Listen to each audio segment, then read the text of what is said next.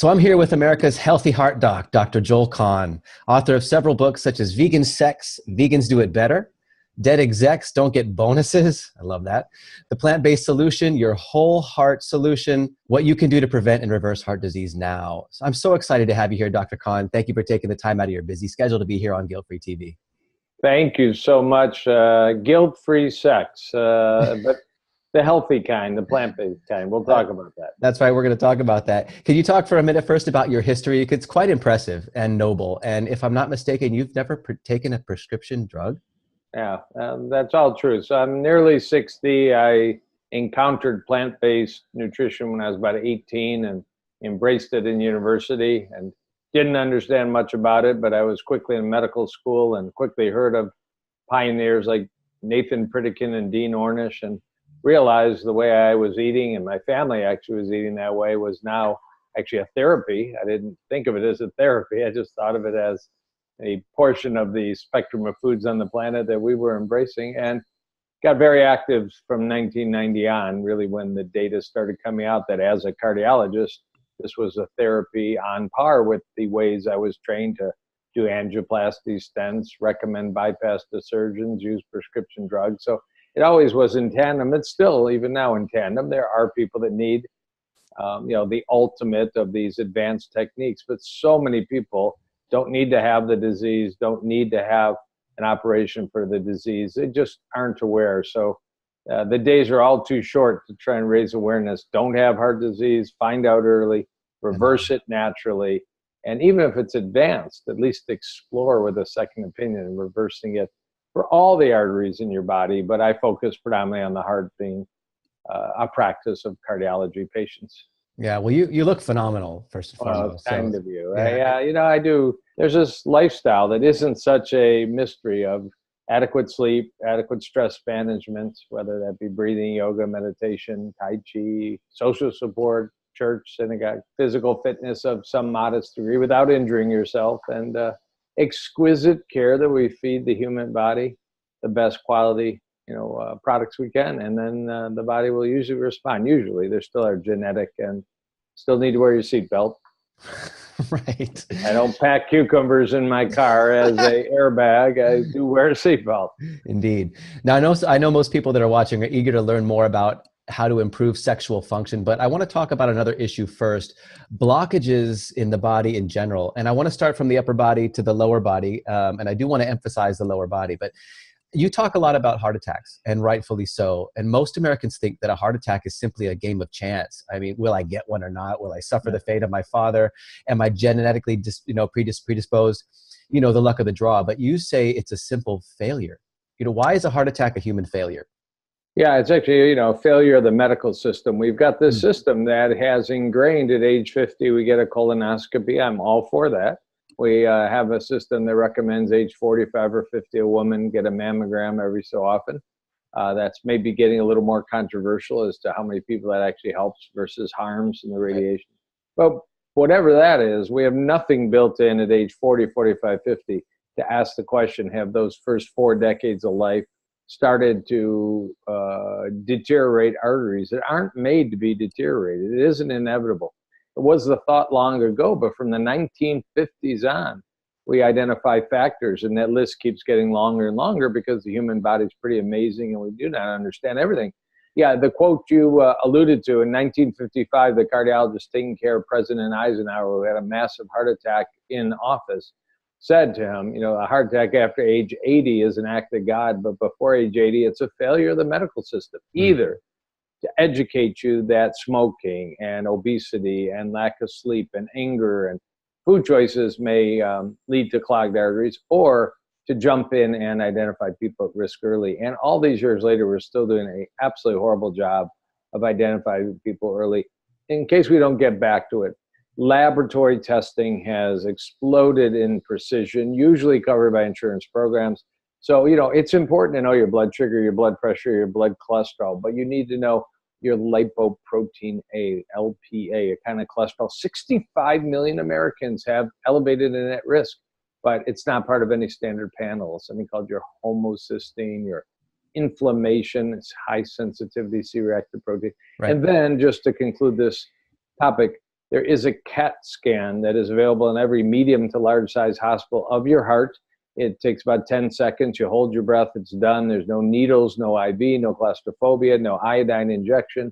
And you can find out at age 40, 45, 50, depending on your preference and your risk profile, if your arteries have gotten through that stage of your life untouched by calcification or hardening the arteries, and whether you're walking around. I saw a lawyer in the office this past week, 60 years old, and most everything he did was right on track. He had smoked for a few years, but quit long ago. And other than that, he even went to the Mayo Clinic, spent a lot of money, got that executive physical, and they told him, you're really low risk based on your lab work, your blood pressure, your EKG, go home. And he said, what about those CAT scans of the heart, this coronary artery calcium scan? They said, well, you really don't fit perfect criteria, but if you want one, well, it's supposed to come out with a number 0. 100 wouldn't be good. 300, his came back 1,055.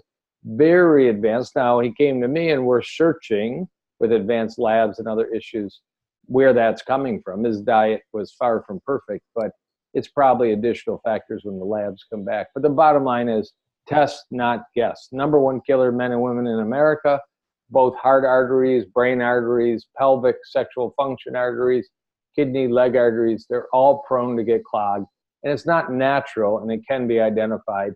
And even better news, it can be prevented and reversed. So you never get it, or you get rid of it in natural ways. Yeah, so it's really important for people to get tested on a regular basis. Right. You know, with proper labs, anybody wants to Google my name. Yep. And look up heart attack prevention. I've just written so many, internet articles on the proper protocol. We don't have to go through every one here. Let's get to the juice. Right. Well, yeah, we'll get to that. But I saw you in a Google conference, a video not long ago, where you said, you looked out of the audience and you said, you all can live to 100. And I loved when you said that, because I believe that we're not supposed to degenerate. So I wouldn't say rapidly, but rapidly. Now, there's two aspects to that, and you're right. So most of the diseases that of course, few people lived to 100 at the beginning of last century. Right. There were some, there are exceptions. There are genetically favorable families that have this incredible longevity, and scientists are trying to figure out what is that genetic favorability. But then, all of a sudden we could live longer than 40 and 50 and 60, and the current lifespan now averaging about 78 to 80 years. But we can hit 100, and we know what we need to do. We need never to smoke, but 20% of the population smokes. We need to walk 40 minutes a day like we were living in an old Italian fishing village, but few of us consistently do that. We need to sleep soundly like an old-time family used to sleep. And actually, speaking of that, the love, the support, and the social connection of families, neighborhood churches, synagogues, groups are really invaluable and perhaps life extending. We need to eat a lot of the garden. People used to be poor. I just listened to somebody's lecture. They had one goat a year the family could afford to slaughter around Easter, but the rest of the year it was the garden. And we eat so differently in terms of food quality and the mix of fruits, vegetables, legumes, whole grains versus the ready availability of usually very poor quality and dangerous animal products. Right. We need to keep thin. I mean, we all know that the European waistline is very different in general than the ever-expanding American waistline. And a little vino now and then actually is a good thing in almost all studies. Now, exceptions in people with addictive and liver and cancer family histories, but that's the fun one. A little bit of vino goes a long way to hitting 100. Then you throw in technology, and I'll just say one last shout out. I'm really into the science, and there's huge science on fasting right now. Yeah. Various strategies of fasting to actually clean up and reverse damage to cells so that it actually is a self-repair mechanism. Doesn't take a pill, doesn't take an operation. It takes probably most scientifically proven 5 days a month called a fasting mimicking diet, as taught by Dr. Longo and is sold by a company called El Nutra, a 5-day food program. And I use that on my patients to lower inflammation, blood pressure, using food as a therapy backed by peer-reviewed high-quality science. So 100 doesn't seem at all unrealistic. Bicycle helmet, seat belt, don't text while you drive. Yep. A few other good measures there thrown in for sure. Yeah, definitely. Yeah, I've seen some of the research stating that reduction in food consumption really enhances longevity. But so there's another issue with blockage and lack of blood flow that many people do not consider. I mean, if you have blockage in your heart, it's logical to assume that there's blockages in other places. And I'm not talking about just the brain with regards to a brain attack or a stroke. What about erectile dysfunction, or dare I say, a penis attack? I mean, low libido and You got it. restriction of blood to people's sexual organs. What happens when people have blockage there, and what can they do about it? Yeah, and the first statement is most of the scientific data is in studies of males. Hmm. It is a little easier to just strap on a little meter if you're doing real science studies and see how many times a night Mr. Winky's up and down and what the consequences of all that are. It's a little more difficult, but undoubtedly the basic physiology of needing lots of blood flow for sexual responsiveness is the same in females. There are a few studies of drugs like Viagra in females with type 1 diabetes, and they respond like men in terms of enhanced blood flow and all. But the real bottom line is, you're right, about 15 years ago, again, maybe even 20, studies started to come out describing in men that went on to have heart attacks, bypass, or stent procedures. Very often they reported, 3, 4, 5 years earlier, I started to develop erectile dysfunction. At a time we thought it was mainly hormonal, psychological, maybe aging, your loss of ability to have erection was aging. And it was appreciated that it was vascular. I mean, it's an amazing system where you need to get your arteries into the pelvis, into the penis to dilate, to flood blood there in response to this whole psychological machinery we have that can go off, on a moment's notice. Right. And at the same time that the arteries are expanding to let more blood, they compress, they squeeze the veins. So the veins shut down, they don't let the blood out. You only got blood going in, up, the machinery is working as it should. But it takes arteries not clogged up with fixed cholesterol, calcium, plaque disease. Plus, there's a lining in arteries called your endothelium. Every artery, not just penile arteries, but they act like a wallpaper to create lots of healthy chemicals like nitric oxide. The bottom line is, when you smoke, you damage the endothelium. Ultimately, you'll clog your arteries. When you allow your belly to get big, therefore your blood sugar's up and your blood cholesterol's up and your inflammatory markers are up, you damage that wallpaper called the endothelium. You'll develop blockage. And then all of a sudden, it doesn't work like it used to. And I'm amazed, because it's been part of my questioning of men for 15 plus years. And I'll just say, this isn't a radical idea. Right. There's conferences called the Princeton Conference on Erectile Dysfunction, urging healthcare providers to ask men and women about sexual responsiveness, and those that respond it's not right, to explore their cholesterol, their blood sugar, their blood pressure, their lifestyle, their diet, their exercise, and start focusing on it 3-4 years before that heart attack, brain attack. You're right, it is essentially a penis attack. It's a slow process, and we know slow processes can be sort of brushed aside. I'm just tired, it's work stress. Indeed, it's the very aging of your arteries. The last little statement is the analogy that's given sometimes is that erectile dysfunction is the canary in the coal mine. Now, I had no idea what that meant. Now I say it, fairly fluidly, but you gotta be careful talking about fluids and erectile dysfunction so fluidly. So it was miners of 100 years ago worried that carbon monoxide is odorless, tasteless, has no smell, but can be lethal, would actually take a cage with a bird into the mine. And if the bird stopped chirping, and actually certainly if it fell over, carbon monoxide levels were dangerous, they ran out, saved their lives. In the analogy, erectile dysfunction could save a man's life. And I'm probably one of the few cardiologists, when I ask a patient, why are you here?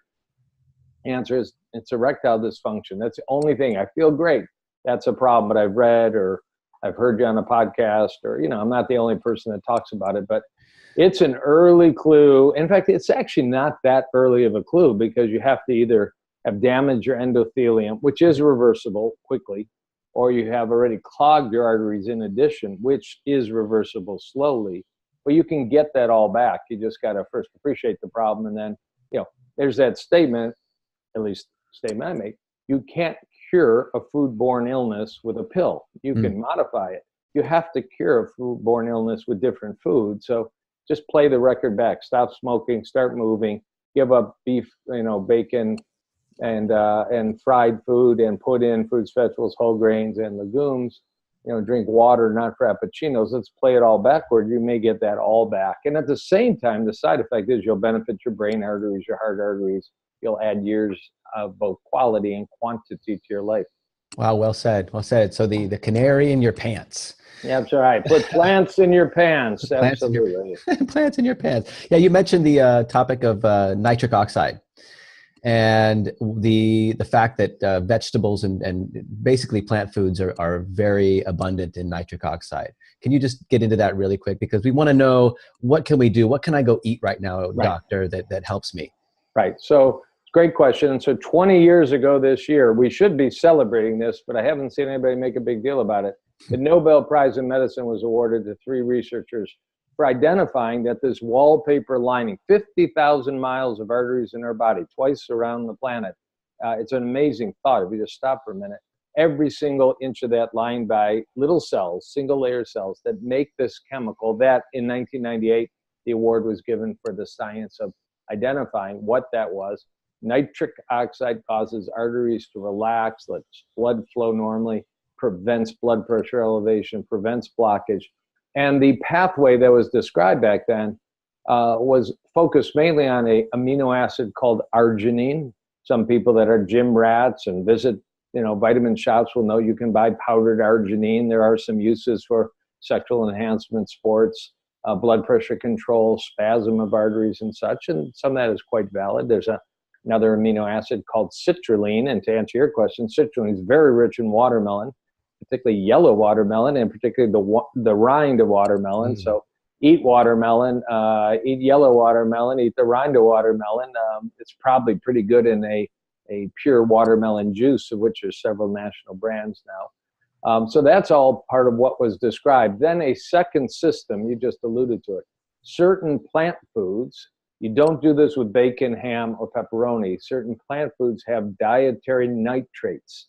Sounds like what you might find in cured bacon, but cured bacon has the exact opposite effect on your arteries. They will lead you to be like the Marlboro Man with your cigarette pointing down there.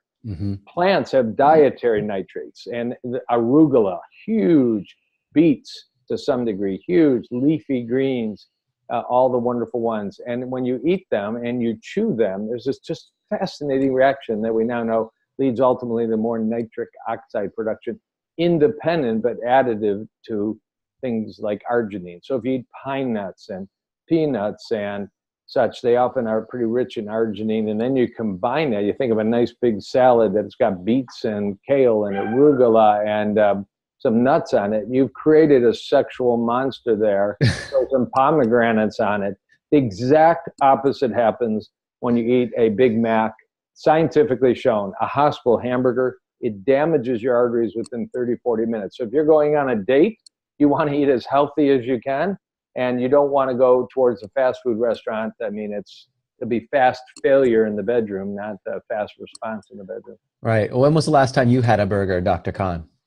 I've had a quinoa lentil burger with lots of avocado and green leafies and tomato as recently as the lunch yesterday. Yeah. I do own 2 plant-based restaurants in Detroit, so I can pretty much dial in great organic food when I want, and I'm fortunate for that. But meat burger 41 years ago, 42 years ago, something like that.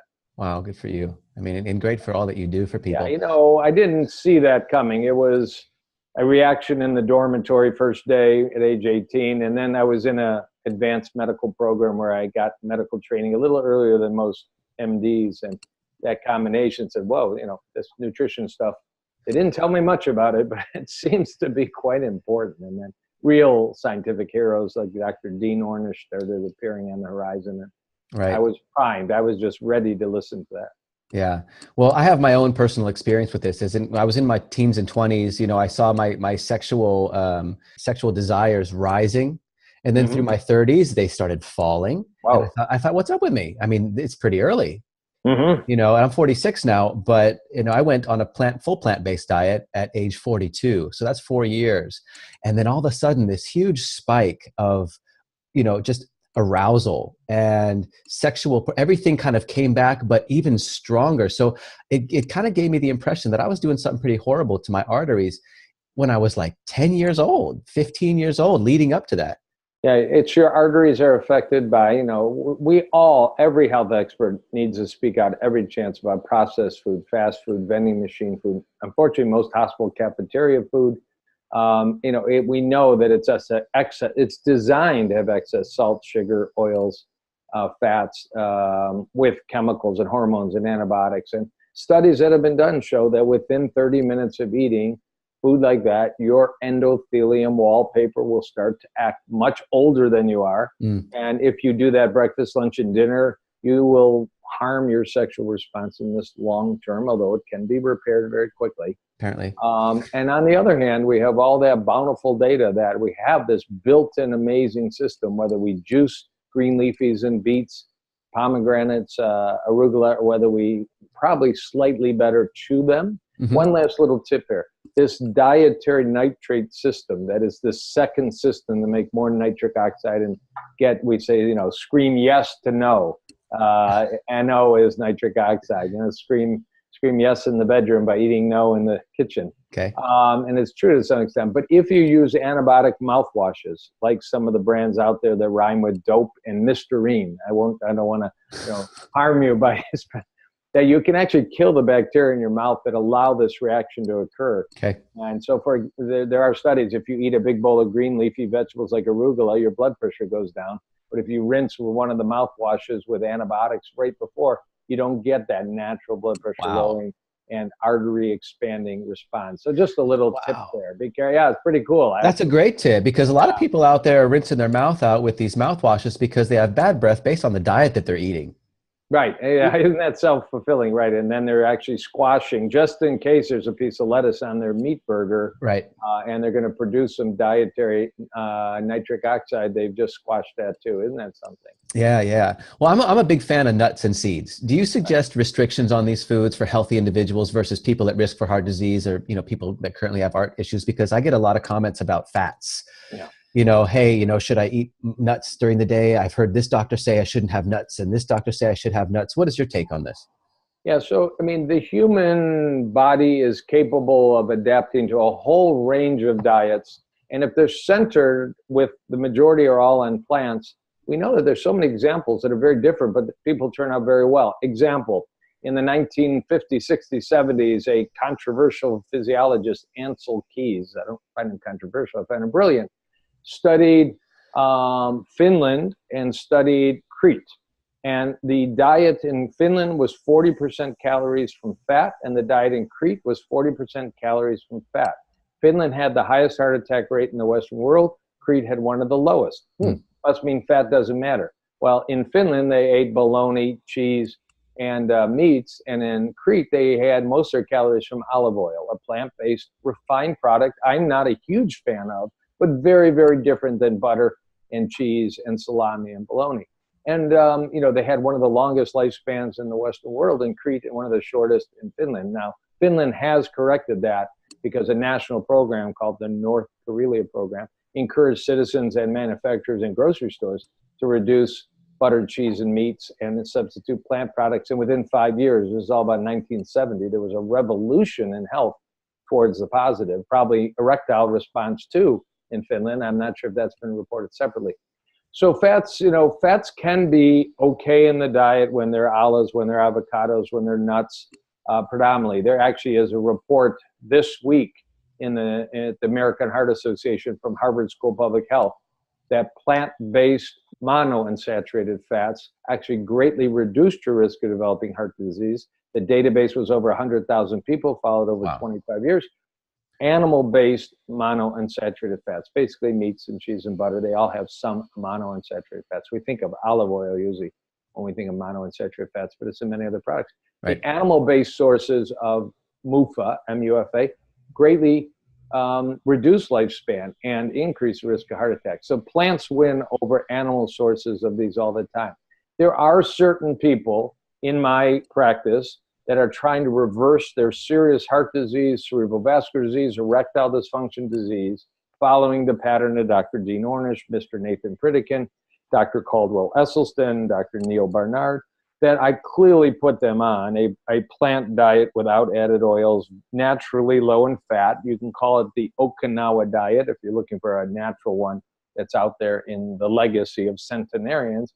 And they do very well, and their testosterone levels are great, and their vitamin D levels are great. They don't need high-fat diets to have the body produce what it needs. But for many others, selective use of walnuts and pumpkin seeds and chia seeds and flax seeds and some extra virgin olive oil of high quality is a perfectly reasonable thing to do in place of butter, lard, and ghee, which is what the public seems to be gravitating to in their coffee with great sanity. Right. And keto diets now are huge. The keto diet, eat more fat and low carbs. I mean, what can that do to people's health? Yeah, so I've written on that and took some heat, but we need to speak up because the keto diet, kind of like paleo diet, 1,000 different versions. Even the Mediterranean diet, there is certainly a recommended Mediterranean diet, but there's people putting coconut oil into the Mediterranean diet. Well, that's not the Mediterranean diet. It's some bastardized version. But most of the keto diets are animal protein based, animal fat based, and the data is, it's not great science, but it's large databases. You actually increase your risk of dying by following that program long term.